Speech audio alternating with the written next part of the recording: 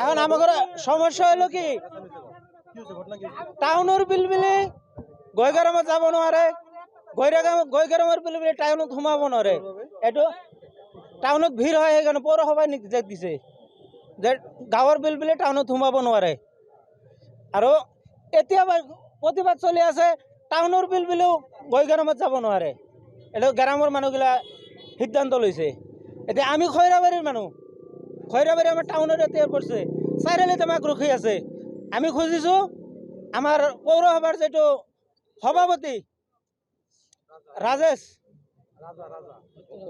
আমাৰ সোনকালে চাৰিআলিত আহিব লাগে আহি এটা সিদ্ধান্ত দিব লাগে চূড়ান্ত সিদ্ধান্ত এইখিনি মোৰ কথা যিখিনি নিয়মখিনি ভালে কৰিছে বেয়া কৰা নাই কিন্তু এটা কথা ভাবা নাই আজি গাঁৱৰ পৰা মানুহ আহি পিনে ইয়াতে নুমাই দিব ইয়াৰ পৰা মানুহ এটা খোজকাঢ়ি যাব না গাড়ী দি যাব কিবা কিনি কৰি ওলাই লৈ যাব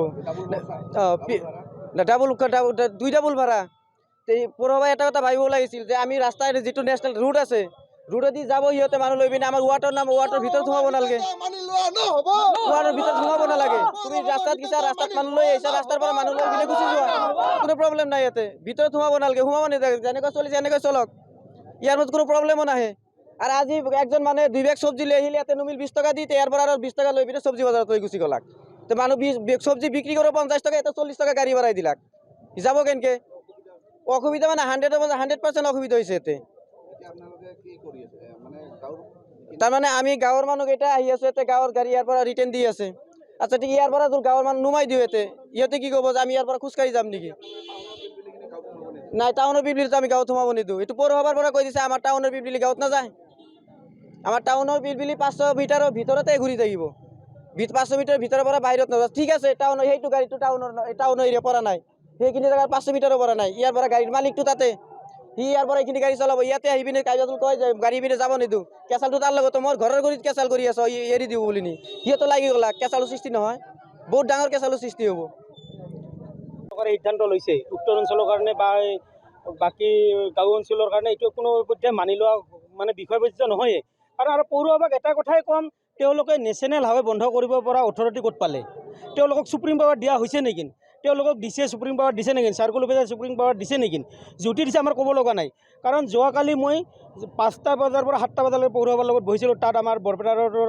OC আছিলে চাৰ্কুল অফিচাৰ আছিলে পৌৰ সভাপতি আছিল উপ পৌৰ সভাপতি আছিলে কিন্তু তেওঁলোকৰ এটাই সিদ্ধান্ত তেওঁলোকে খৈৰাবাৰীৰ পৰা মানে দক্ষিণে তেওঁলোকে আমাৰ উত্তৰ অঞ্চলৰ গাঁৱৰ বিলবিলি যাব নিদিয়ে তেওঁলোকৰো বিলবিলি নাযাব কিন্তু তেওঁলোকৰ বিলবিলিটো আমাৰ ইয়াত চলি আছে তেওঁলোকেতো বন্ধ কৰিব পৰা নাই আৰু ক'ত সিদ্ধান্ত আছে আজি চাওক আজি যদি গুৱাহাটীৰ আমি ইয়াৰ পৰা এখন গাড়ী লৈ গুৱাহাটী যাব নোৱাৰোঁ গুৱাহাটীৰ গাড়ীখন যদি ইয়াতো আহিব নোৱাৰে সেনেকুৱা সিদ্ধান্ত ক'ৰবাত আছে নেকি এইখন অসম এইখন আমি অসমত বাস কৰিছোঁ বাংলাদেশত বাস কৰিছোঁ পাকিস্তানত আছোঁ এইটো তেনেকুৱা সিদ্ধান্ত লৈছে তেওঁলোকে সেইকাৰণে তেওঁলোকৰ এই সিদ্ধান্ত অনতিপলমে বাতিল কৰক অন্যথা উত্তৰ অঞ্চলৰ বাকী ৰাইজে তেওঁলোকৰ ওপৰত যি ব্যৱস্থা ল'ব লাগে উত্তৰ অঞ্চলৰ ব্যৱস্থা ল'ব কাৰণ উত্তৰ অঞ্চলে যদি তেওঁলোকৰ তাতে নাহে আমি এনেই অহা নাই বৰপেটা ৰোডত মই যোৱাকালি তেওঁলোকক কৈছোঁ না বৰপেটা ৰোডত এটা DC অফিচ আছে না SP অফিচ আছে তেওঁলোকক আমি টকা দিব আহিছোঁ তেওঁলোকে এতিয়া আমাৰ এখন ফাণ্ড পাতি দিছে আমি তেওঁলোকক পইচাহে দিব আহিছোঁ তেওঁলোকৰ তাতে আমি এনেই যান জঁট কৰিব অহা নাই নহয় যদি DC অফিচ থাকিলে SP অফিচ থাকিলে তেওঁলোকে এতিয়া ব্যৱসায় পাতিছে আমি তেওঁলোকক ব্যৱসায় পইচা দিব আহিছোঁ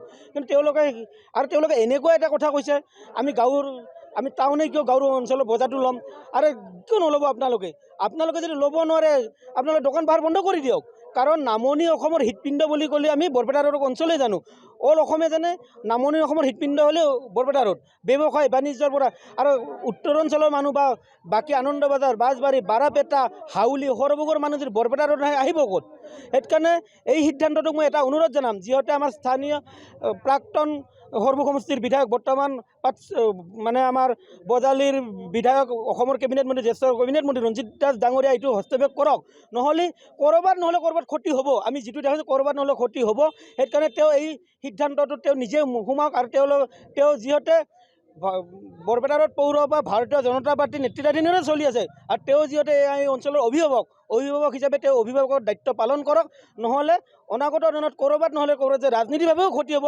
এইটো আমি অনুভৱ কৰিছোঁ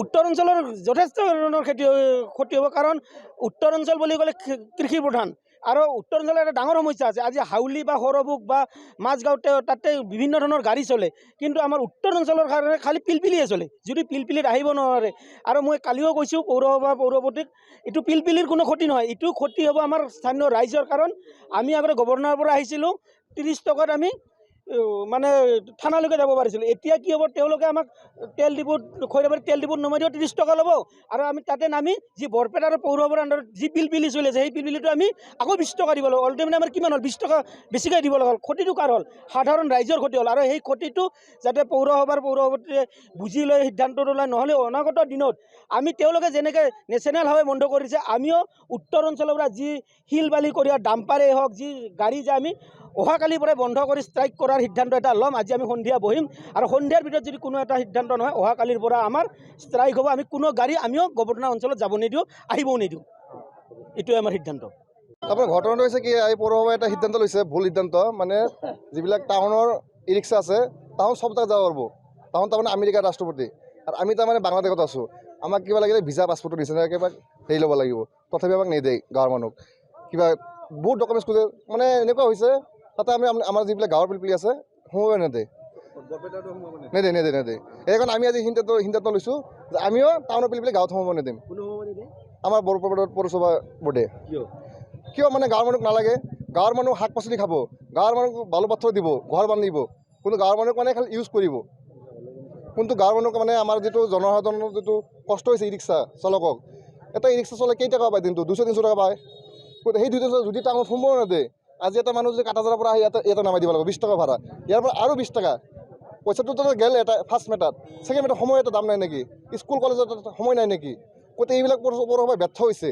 পৌৰসভাৰ নেতৃত্ব কি ল'ব লাগিছিল? নেতৃত্ব হ'ল য'ত জাম লাগিছে পুলিচ প্ৰশাসনৰ লগত বুজি ক'ত পাৰ্কিং দিব লাগে, ক'ত ন' পাৰ্কিং কৰিব লাগে, সেইবিলাকে গাইডলাইন কৰিব লাগিছিল। এইটো কিবা সিদ্ধান্ত হ'ল নেকি যে আমাৰ এই গাঁৱৰ পিলপিলি টাউন সোমাব নোৱাৰে? গাঁৱৰ মানুহৰ পৰা শাক পাচলি ল'ব, গাঁৱৰ মানুহৰ পৰা বালু পাথৰ ল'ব, গাঁৱৰ মানুহ গাঁতা নিচিনা খাটা ইউজ কৰিব, আৰু গাঁৱৰ মানুহক সোমোৱা নিদিয়ে, এইটো কোনো কথা হ'ল নেকি? সেইকাৰণে আমি আজি প্ৰতিবাদ আৰম্ভ কৰিছোঁ। এই প্ৰতিবাদ চলিছে আৰু চলাই যাম আমি আগন্তুক দিনলৈকে। নাই, আমি সোমোৱা নিদিওঁ। আমি এই প্ৰতিবাদ চলাই যাম যিমান দূৰ যায়, যিমানলৈকে। কালি আমাৰ মিউনিচিপালিটি বৰ্ডত বহা হৈছিল, এই জি চি ছাৰো আছিল, তেতিয়া আমি বহুত ৰিকুৱেষ্ট কৰিছোঁ, কোনো বাধ্য নহয়। আমি কমচে কম কৈছিলোঁ স্কুল লাইনটো আৰু মেডিকেল লাইনটো হেৰি কৰক, অ'পেন কৰক। মেডিকেল লাইনো অ'পেন নকৰে। কালি এটা ইমাৰ্জেঞ্চি মেডিকেল পেচেণ্ট মেডিকেলত যাব, সেই পেচেণ্টক নামাই দিছে, যিটো নেকি এনেকৈ কলত লৈ বেলেগ পিলপিত চিফ্ট কৰিবলৈ গৈছে। গতিকে আমি সিদ্ধান্ত লৈছোঁ, আমি বিচাৰিছোঁ যে আগতে যেনেকুৱা আছিল ছেম এনেকুৱা আৰু চলিব লাগে। আপোনালোকে আইনৰ লগত, প্ৰশাসনৰ লগত, পৌৰসভাই বুজি ক'ত ন' পাৰ্কিং কৰিব লাগে, ক'ত পাৰ্কিং কৰিব লাগে, সেইটোৱে সিদ্ধান্ত। এইটো কিবা সিদ্ধান্ত হ'ল নেকি? গতিকে এই সিদ্ধান্ত আমি মানি নলওঁ। এইটো যদি যিমান দিন নামানে আমি প্ৰতিবাদ চলাই যাম। নিদিওঁ, আমি নিদিওঁ। আৰু আজি লাষ্ট আৰম্ভ হৈছে, কালি আমি ৰাস্তা ব্লক কৰিম। এইটো খৈৰাবাৰী। যিকোনো খবৰৰ বাবে যোগাযোগ কৰক 7099017330 লগতে 7099017110 নম্বৰত।